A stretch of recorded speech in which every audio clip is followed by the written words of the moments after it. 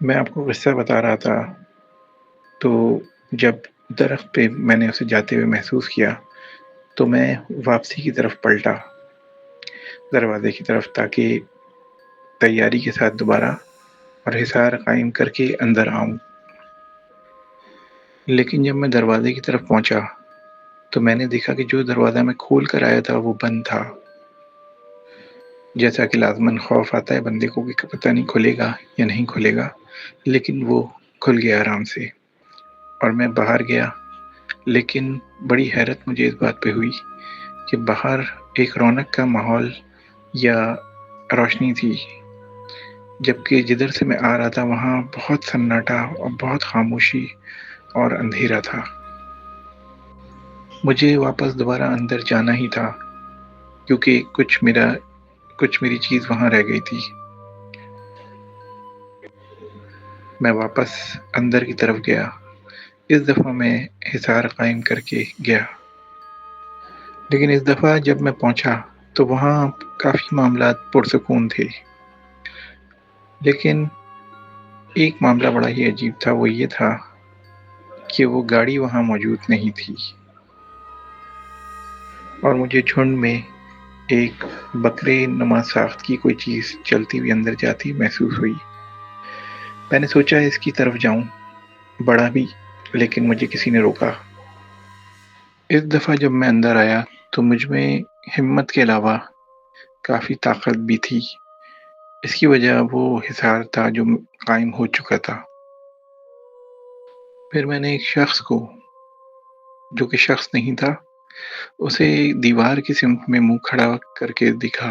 وہ دیوار کی طرف منہ کر کے کھڑا تھا۔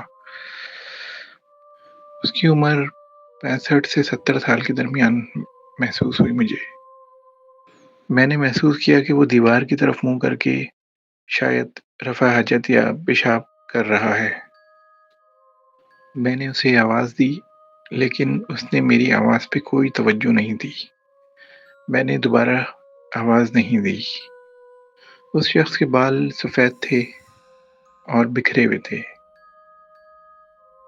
پھر میری توجہ اس دروازے کی طرف گئی جہاں پہ شمع کی طرح، موم بتی کی طرح کوئی چیز روشن تھی، لیکن اب وہاں پہ خاموشی تھی، خاموشی یا اندھیرا تھا۔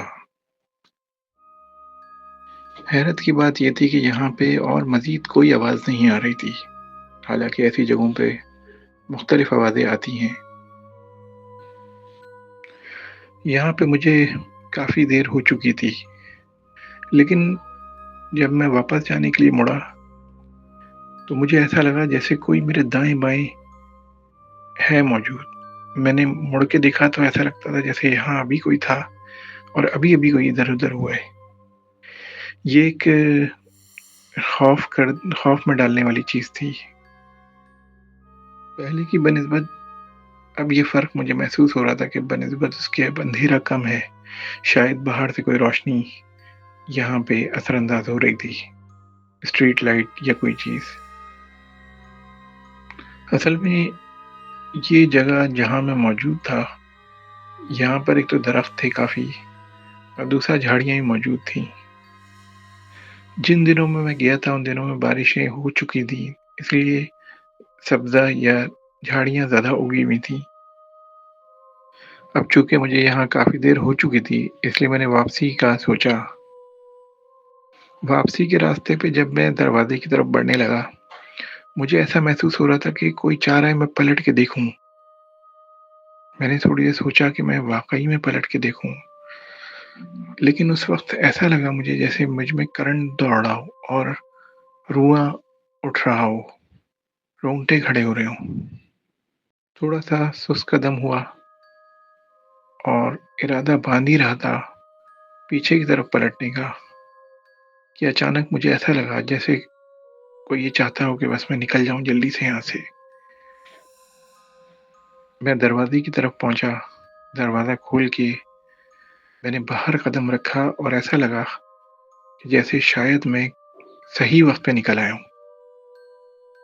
میں جب دروازے پہ تھا تو مجھے ایسا احساس ہو رہا تھا جیسے اندر کوئی بہت تیز ہوا چل رہی ہو اور ہر چیز بہت زیادہ سرگرم ہو۔ حالانکہ باہر نہیں تھی لیکن اندر مجھے ایسا احساس ہو رہا تھا۔ اس واقعے کا پھر میں نے بعد میں اپنے روحانی لحاظ سے مشاہدہ کیا۔ میں جاننا چاہتا تھا کہ یہاں پہ کیا تھا یا کیا معاملہ تھا۔ کچھ باتیں میں سمجھ چکا ہوں، کچھ وقت میں سمجھوں گا، لیکن جو سمجھ چکا ہوں انشاءاللہ اس کا میں جلد ذکر کروں گا۔ فی الحال یہ آپ کو بتانا تھا واقعات، تو میں نے یہ پوری تفصیل بیان کی۔ ابھی میں تھوڑا سا فجر کے وقت میں یہ واقعہ بیان کر رہا ہوں، تو اس وقت ذرا طبیعت تھوڑی سی میری بجھل ہوئی ہے اس واقعے کو بیان کرتے ہوئے۔